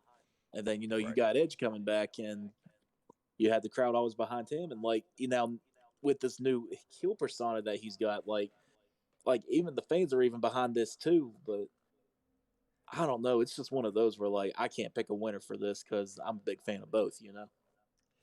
So if rumors are to be believed, and if I'm going to base this off of rumors, I will say that Edge will win. Right. Simply put, because Edge is going to be getting a stable. And one of the first members of the stable is going to be Damian Priest. Right. So if that's the case, I can totally see Damian Priest interfering and costing AJ the match. And this is one of those this is one of those matches where it doesn't really matter who loses, and it doesn't matter really who wins. Yeah. But Edge has more to gain by winning just because he is now debuting this new Edge or this new heel gimmick. So he needs to win a little bit more than AJ does. And I think because of that and because of the rumored stable that's going to happen, which will be perfect because I don't like seeing, and we talked about this. I think in the group. I don't think it was a podcast. I think it was in a group. I didn't want Edge to return. Right. I still don't like, and I still get goosebumps, and not in a good way when Edge wrestles because I'm always scared he's going to hurt his neck. Right. That's how I've been since day one. That's how I still am, and that's not going to change anytime soon. And I agree with you. So I get scared. So I think Edge having a stable filled with other wrestlers that could take the bumps for him and be in the matches to represent him is a wonderful idea. I think it's one of the best ideas possible. And if I remember correctly too, I think the original plan was that whenever Edge returned, it was supposed to be him and AJ of Mania that year. But then I think AJ had got hurt, so they had to switch it to Edge versus Orton at the time. I think so. I don't remember.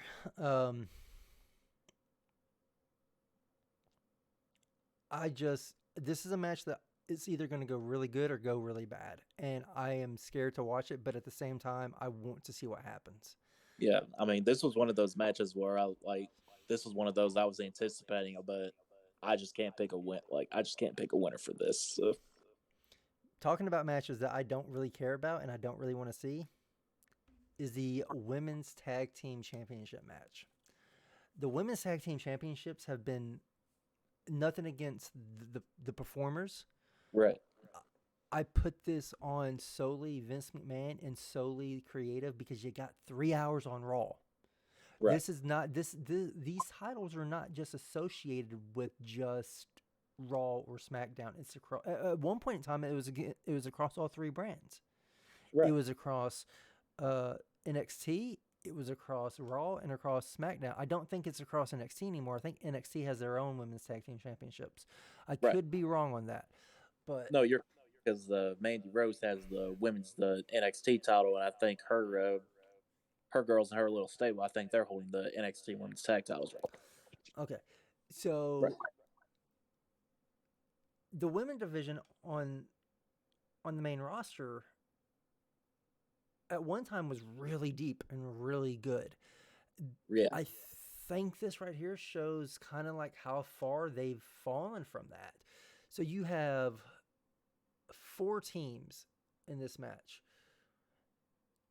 Yeah. So you have Queen Zelina and Carmella, which are the tag team champions, the women's tag team champions.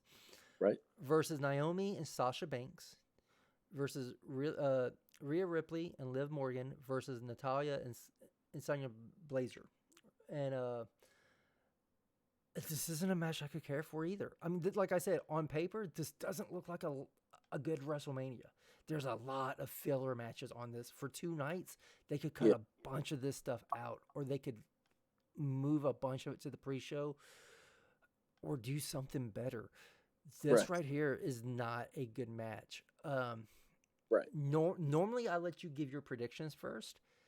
This right here, I have to say from the get-go, I don't care, and I see the people that I've heard is the who people are rooting for is Sasha Banks and Naomi. I don't want them to win it. If anyone's going to win it, I want it to be Ripley and Morgan. That's who I want to win this match. Yeah. Baszler and Natalya, dude, they ran Baszler into the ground. There was so much potential with the 4 horsewomen of MMA. And absolutely. This is what she's been. Look, she ran roughshod in NXT, and this is what she's doing now. Yeah. It's ridiculous. It is. But yeah, given my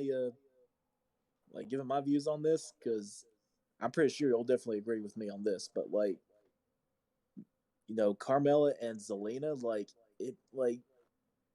I don't know, there was just no sense for them to be put together. Then all of a sudden, given the titles and because I don't think there was a backstory on them forming a team, or all of a sudden they just get the tag titles because.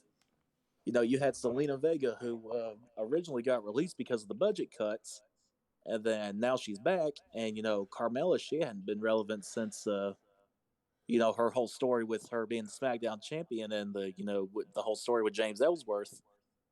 And then you had Naomi, who was feuding with Sonya Deville for the longest time, and now all of a sudden that storyline's dropped, and now they quote reunited Team Bad, if you know what I mean. Right. And then you have Liv Morgan, beginning of the year, everybody was behind Liv Morgan, saying yes, oh, she deserves a chance. She's worked her butt off, yada yada, and then delivers a good. I wouldn't say a perfect promo, but it was a pretty good promo, but. And then her losing, and everybody's like, oh, she got robbed. And then you had Rhea Ripley, who, the crowd was so behind. The crowd was so behind from NXT. Even when she came up from NXT, the crowd was 100% behind her. They're still behind her, but they just do not do her justice with how they book her, in my opinion. Right, and then because just like I mentioned, they were behind her, and then she drops the title to Charlotte, and now she's back down to the. She was almost kind of the same way, like what they did with Bianca, but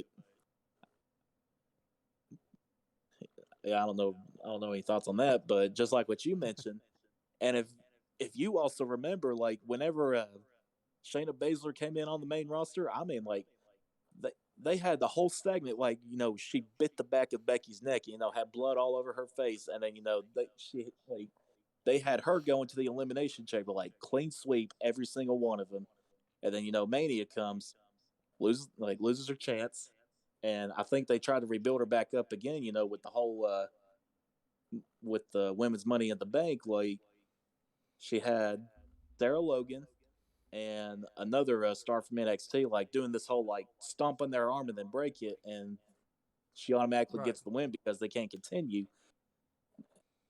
But yeah, like it's just the way they did Baszler, like dragging her down to the ground. And Natalya, like, I'm sorry, but no offense to her, but I can't remember the last time she was actually relevant in the company. She's relevant on OnlyFans or her sister, but that's honestly, Yeah. I'm sorry. So, all right. Breaking news. This came out about almost an hour ago, about 25 minutes to 47 minutes ago. This is completely off topic. We'll jump into this here in a little bit, but just want to go ahead and spew it out. Samoa Joe returned to Ring of Honor to confront Jay Lethal, and he is now considered signed to AEW. So Samoa Joe is now All Elite officially. Oh boy.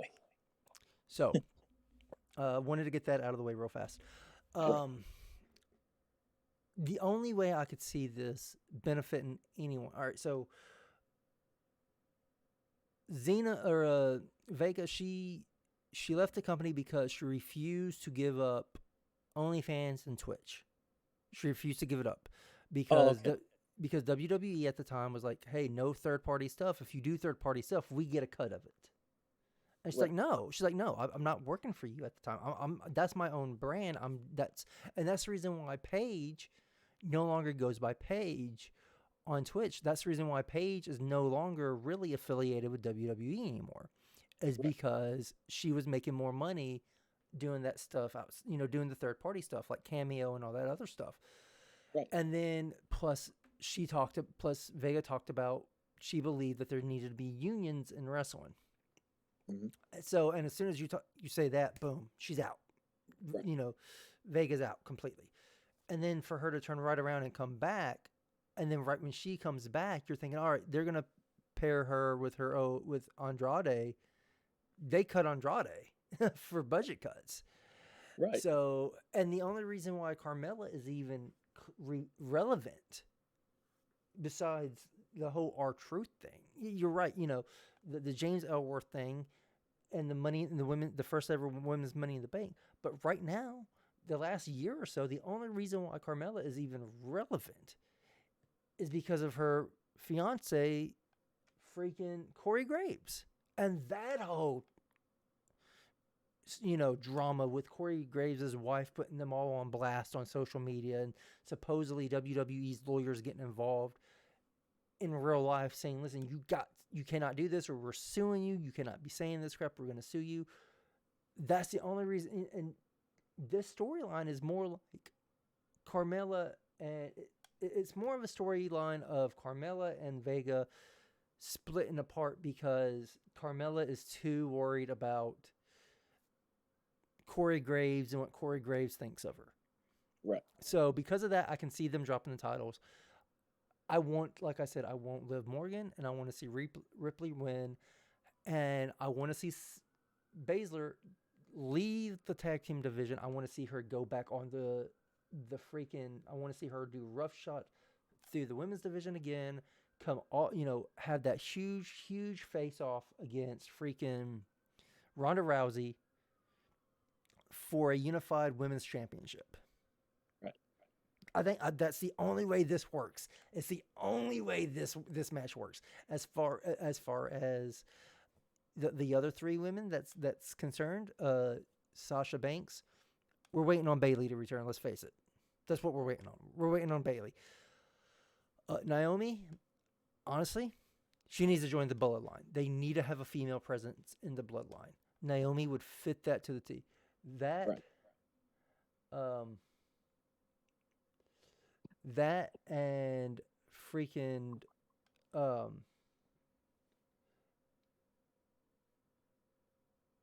that or Tamila, their old the other person who's actually part of that actual bloodline that we never see, who used to tag team with Naomi back in the day. To me. Yeah. Yeah. So, that's kind of what we're looking at as far as, to join the bloodline. Right. That, this right here, that would be the only way that this match works. And this right here sets up everyone to do what's really needing to go do. But while we're on the subject of tag titles, let's go to the Raw men's tag title, where you have RK Bro defending their titles against the Street Profits and Alpha Academy. Right. I'm not going to stay on this long. I'm going to go ahead and give it to you and let you have at it. I can't really pick a winner on this because I do have a feeling, though, because, I'm pretty sure everybody's been talking about it for weeks, that I got a feeling eventually, like, Matt Riddle and Randy Orton, they're going to drop the titles, and it's going to lead to a breakup. It's going to lead to a feud, but I can't really pick a winner on this because I don't know. I mean, the Street Profits, they were good for a while, and then I guess I really have no thoughts on them because if I remember correctly, I think they're trying to push them to be a little bit more heel, I guess. I don't remember. But then you got Otis and Chad Gable, and I don't remember their previous storylines either. But yeah, overall, I just don't know about this one. So I don't think RK Bro is going to split up. I don't think they're going to do it right here. Right. They just got the titles back. Yeah. and truth be told, this match makes absolutely no sense. No sense on paper. Because you added the Street Profits. If you would not have added the Street Profits, which they're a good team, they can have a good match with anyone. RK Bro can have a good match. Alpha Academy, awesome tag team. They could go. This is going to be an outstanding match. Story-wise, it makes no sense because wind this back at the start of March, where you had that triple threat match where Alpha Academy was the tag team champions. Mm-hmm. And RK Bro won, so they're going to WrestleMania. Well, guess what? Alpha Academy gets a rematch, so they're going to claim their rematch at WrestleMania. Okay, that's fine. Yeah.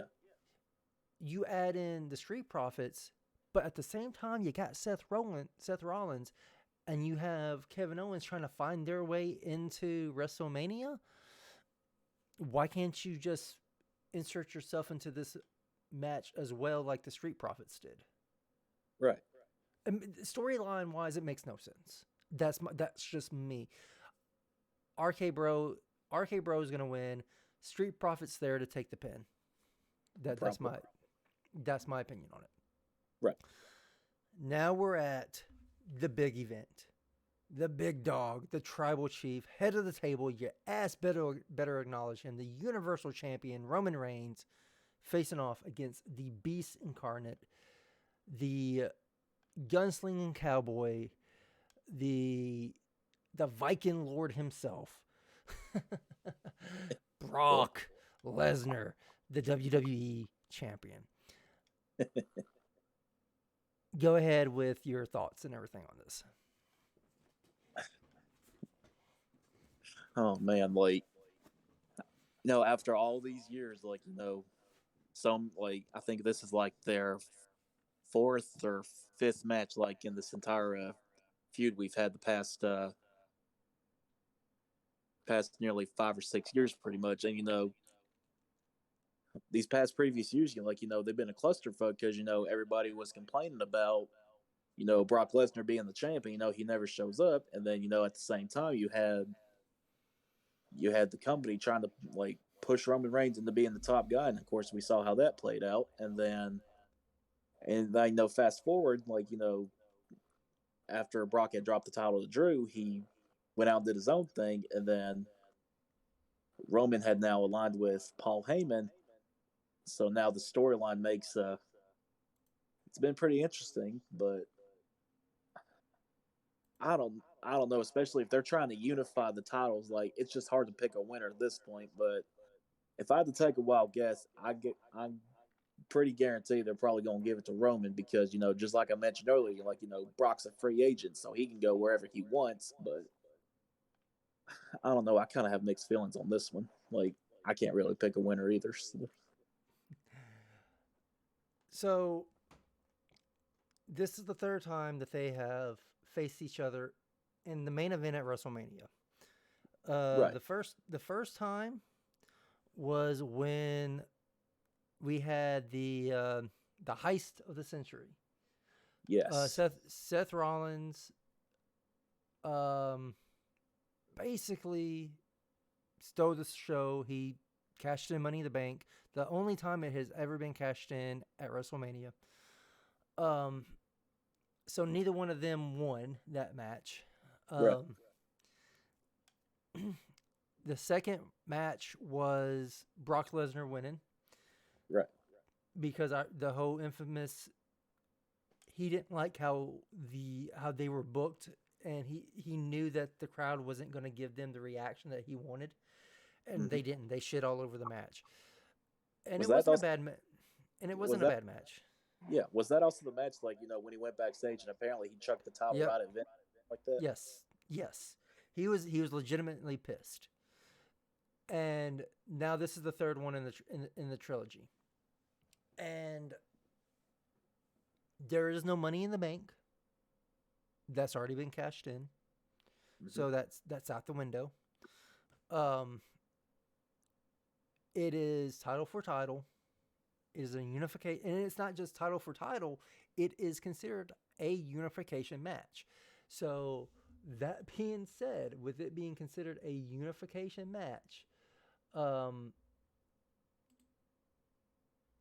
we are.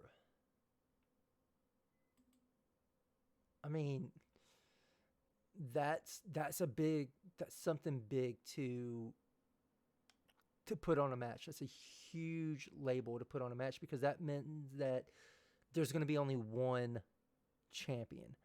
Right. Winner is considered and as of right now, still it is considered a winner take all championship unification match. Right. If you remember, a few years back, you had the huge triple threat women's title match between Becky, Charlotte, and Ronda, and that wasn't a unification match, but it was a winner take all match. But they didn't. But they didn't unify the titles. They are unifying the title. So whoever wins this is going to come is the person. I believe it's going to be Roman Reigns. I believe this is going to be Roman Reigns. I believe Roman Reigns is going to. This is them passing the torch off to Roman. Or this is the beast finally being conquered. Even though he's not a heel, this is the beast finally being conquered. This is Roman finally saying, "Listen, you need to acknowledge me at this point. Like there is no, I've done it all. I beat your Cenas. I've beat your champions or your heroes. I beat your beasts. I've beat your kings. Beat your heroes as in Cena. I beat your beasts in Brock's. I beat your kings as in Triple H's. I have beat everyone that you have put in front of me. Acknowledge me. I beat your past idols as far as Goldberg. I beat your nightmares as far as the Fiend. He has beat almost everybody. And the Undertaker too. So. And the Undertaker. He has claimed that yard. So he has to win this match. And if he wins this match, it will be the crowning achievement. And I am 100% behind this. Right. And, Absolutely. also look at it this way, because whenever the Universal title came out, if you remember correctly, like nobody was into it whatsoever. No. I mean, I will say this, like, I will give it to at least Kevin Owens because, he showed up and he defended that title. It's just, ever since then, like, it's been given to guys like, it's been given the Goldberg and it's been given to Lesnar, and, I don't know. It was kind of more of a hot potato type thing with the Universal title, if you know what I'm talking about. Yeah, it's if you go back, and this is kind of what I kind of touched on this a little bit. The only time that Vince really sees something in somebody, you get one shot to impress Vince. If you don't impress him in that one time, he'll see you in a certain light, and you will never escape that vision that Vince has for you. Finn Balor was the inaugural very first Universal Champion. Yes. He beat Seth Rollins for it, but he got injured that same night. And right. From that point forward, Vince saw him as a mid-carder, nothing more. Right. The next night, it was Finn Balor dropped the title, so they had a match between Kevin Owens and Seth Rollins. Triple H interfered and cost Rollins the match, and that kind of set up the whole Triple H versus Seth Rollins storyline. Right. The Universal title has been laughed at until recently. Until recently, like even when Brock had it, it was laughed at. When Goldberg had it, it was laughed at. Even when The Fiend had it, it really wasn't taken seriously. Roman Reigns has put some respect on that damn title's name. Right. And this right here has shown how good Roman Reigns can be. He wins this match. He is the face of the company. You don't have to be a face to be the face of the company. This right here proves it. And I honestly think this is going to be this is the match that everyone's really looking forward to seeing to end WrestleMania. Right. And, you know, especially given the whole storytelling ever since that started with SummerSlam a couple years ago, and then you had SummerSlam last year when Lesnar had come back, and you know, it's like they were arguing over like, hey, that's my manager or something like that. Like, how could you do this to me? Yada yada. You know what I mean? Right. Yeah. I think in the end, this is going to be who is Paul Heyman going to side with. Right. That's how it's going to end up. I don't want it to be like that, but I see it being like that. And I mean, I'm not saying this will happen, and I don't want this to, but I have the slightest feeling that eventually, like, you know, he's probably like Paul may do something to Roman and then realign back with Lesnar because, you know, given their history together. But just like I mentioned, like, you never know what could happen. And I do agree with you with the whole, like, if Roman wins this, like, you know, this is like the biggest milestone that nobody's really ever achieved, you know? Right. I mean, you had Cena's faced Lesnar, and he's beat Lesnar. Right. Cena has faced Triple H. He beat Triple H. But he hasn't done it at WrestleMania. He hasn't faced these people at WrestleMania. No, Lesnar never faced Cena at WrestleMania. Probably never will. But he has faced and beat. These are the only two people who have ever beat The Undertaker at WrestleMania. Think about that for a moment.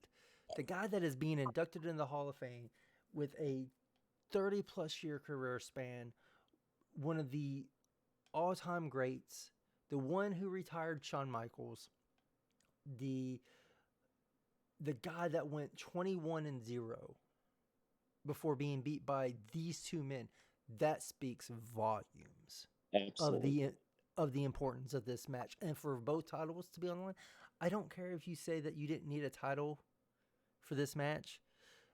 No, the titles being unified at this match elevates this match to a whole different level, in my opinion. And you know what it makes this title? Or do you know what it makes this match? It makes this match all elite. Right. Which is funny because, hey, let's talk about some all elite wrestling. So before we, that is WrestleMania, 2 nights. A lot of the matches are, in my opinion, underwhelming. There's no hype behind them, and what hype there isn't much. And there's only a handful that are, hey, let's watch these matches. Right. All Elite, their events, their actual pay-per-views, because you actually have to pay to watch them. You don't pay for a streaming service, you pay to watch them. I paid $60 to watch CM Punk's first match in AEW, which was amazing. That entire event was amazing. I even saw AEW, I believe, is a great alternative to the WWE. They bought Ring of Honor. So Ring of Honor is, if I'm not mistaken, and if you know something, and if you don't mind correcting me, go right ahead. I believe AEW has said that Ring of Honor is going to be like their developmental area. That's where they're going to develop their next stars to come up to AEW, which I completely agree with. They need a developmental system. They do have a bunch of homegrown talent. Everybody was saying, oh, they're just past WWE stars come in and they just give them titles. Your world champion for AEW is Hangman. Right. Is Page. Right. And he wasn't in AEW, or he wasn't in WWE. Your women's champion, who's your women's champion? I think it's Dr. Britt Baker. Breaker. That's what I was thinking. I was thinking it was Britt Baker. She's not in. She's never been in WWE. Well, I'm pretty sure she has. She was probably just used as an enhancement talent, you know. Yeah, I think you might be right.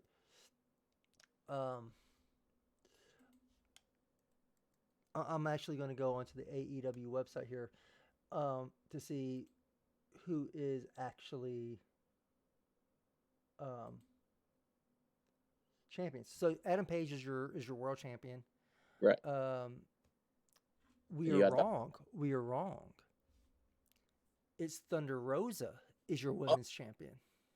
Yeah, I do remember that because I remember they had because I don't know if you saw this, but apparently they had their quote Extreme Rules type match, and then apparently Britt Baker went on the social media. You know, she started blasting things who were saying things like, "Oh, those tags are so fake," and things like that. And, she showed her scars and she showed the blood from it. Yeah. So, tag team champions is Jurassic Express. I will say this about their tag team division. Their tag team division is top of the line. Oh my God, I love their tag team matches. It's most of the time when it's tag team matches, I'm like, oh my gosh, I don't want to watch this. I got to go take a piss or something. But when it comes to AEW and their tag team matches, I am eyes glued because they do something special in almost every single one of them. Yeah. Then you have the TNT champion, which is Scorpio Sky, and then you have the TBS champion, which is Jade and Cargill. Right.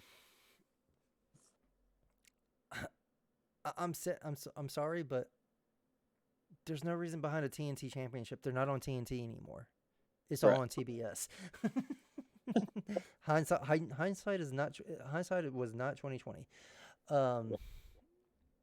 Unless they are, in fact, as far as I can tell, they're not on TNT anymore. At least I don't ever see them on TNT anymore. Yeah, they still are. They are still on TNT, huh? Dynamite is.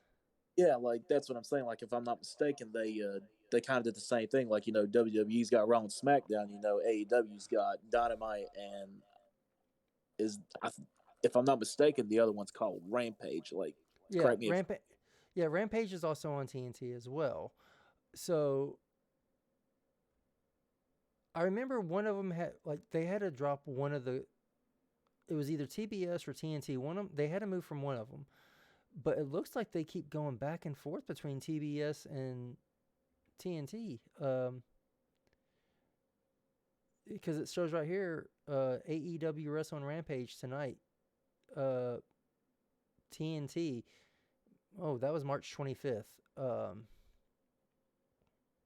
Rampage TNT 7 days ago. Tonight, Dynamite, which isn't tonight, it was 2 days ago, but that's on TBS. So,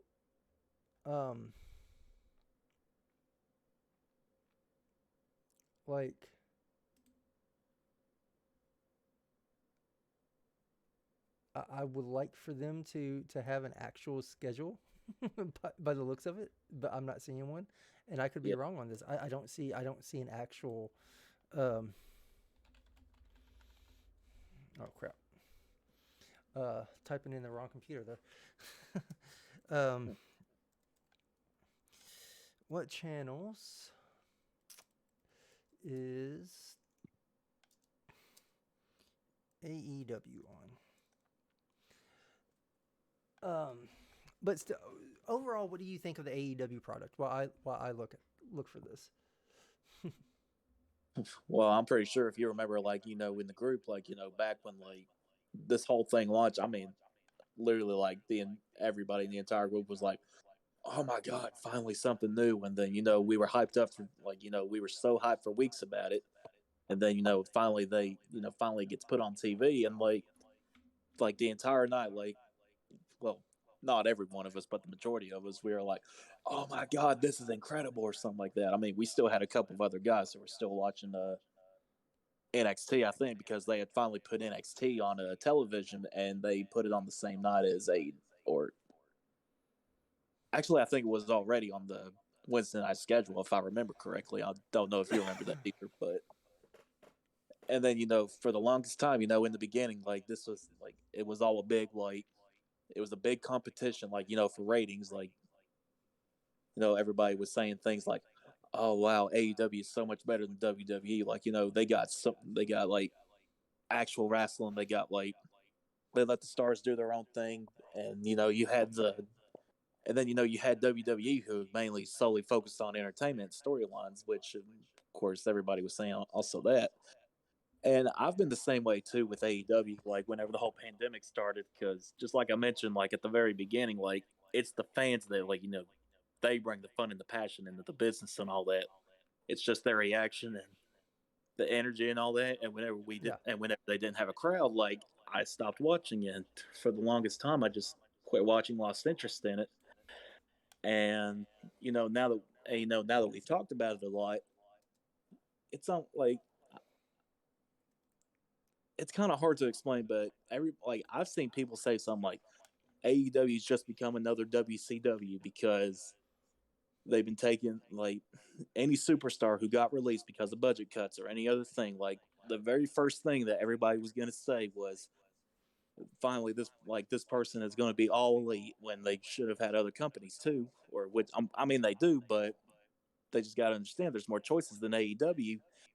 And, just like what you mentioned, like, whenever they come to AEW, everybody's gonna expect them to, like, finally get a chance to, like, be a world champion, and that never really happens. And then, now you got guys like Sting, who, quote quote, had to retire because of his neck injury, and then he comes back, and this guy's like 60 something years old, and he's still going out and doing bumps.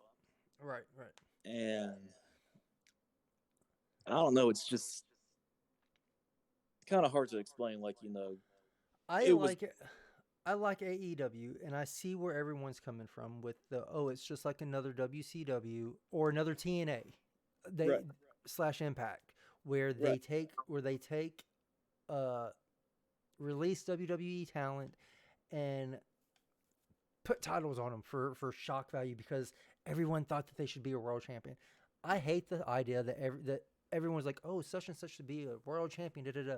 No, you can't. no, Not everyone can hold a world title, and not everyone can hold a world title at once. right, But they're all their champions are homegrown at the current moment. right, Did they have champions from like different promotions? Yes, but you know what that did though, and I believe I said this when they first announced AEW. It was like 3 years ago when we had our last podcast. I looked it online right, when AEW was announced. They had Chris Jericho as their first world champion. You know what that did? If you're going through channels and you say, "Oh, Chris Jericho, world champion," I know who Chris Jericho is. I'm gonna tune into this. right, They use the established names to get new and fresh eyes on their product because those fresh eyes recognize those established names already.